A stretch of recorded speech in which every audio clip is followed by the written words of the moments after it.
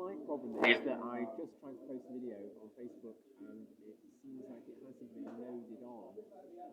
And it was doing Westminster City of London Liberal Democrats AGM last night.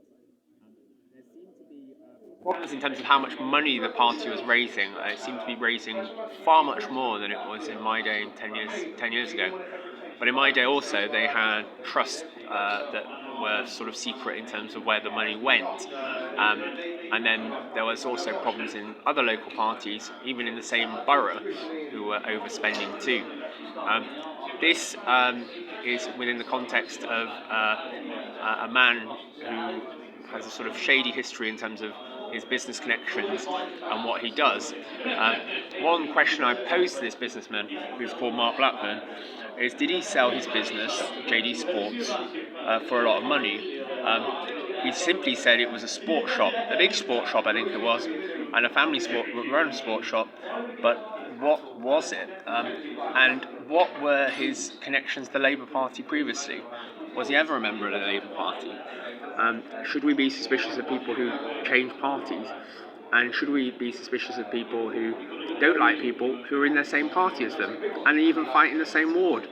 So these are sort of questions to be posed. There's a question about whether there was a pre-meeting yesterday to discuss all this matter. There's a question about how we appoint honorary presidents and how they represent us. We've appointed a Bonham Carter, Jane Bonham Carter. Not all the Bonham Carters are bad, but the history of Herbert Asquith needs to be looked at, as well as several other of our great British Prime Ministers of the 20th century.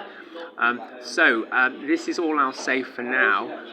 I would like clarity from Westminster City of London Liberal Democrats on what happened in the meeting before the scheduled meeting at 7:30 at the Lady Violet room in the National Liberal Club. I think we're playing games, aren't we? And games should not be played in party politics, especially in a party that believes in the rule of law and in the Constitution and in about democracy. So this is my little speech for now.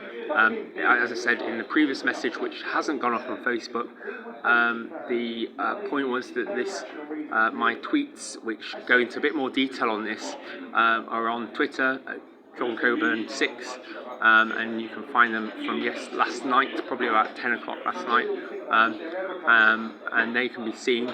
And also journalists including Nick Cohen and James Forsyth and Michael Crick and Stephen Bates, a former religious correspondent of The Guardian, have all got that information, and we should go forward from there. So that's all I'll say. Thank you. Bye.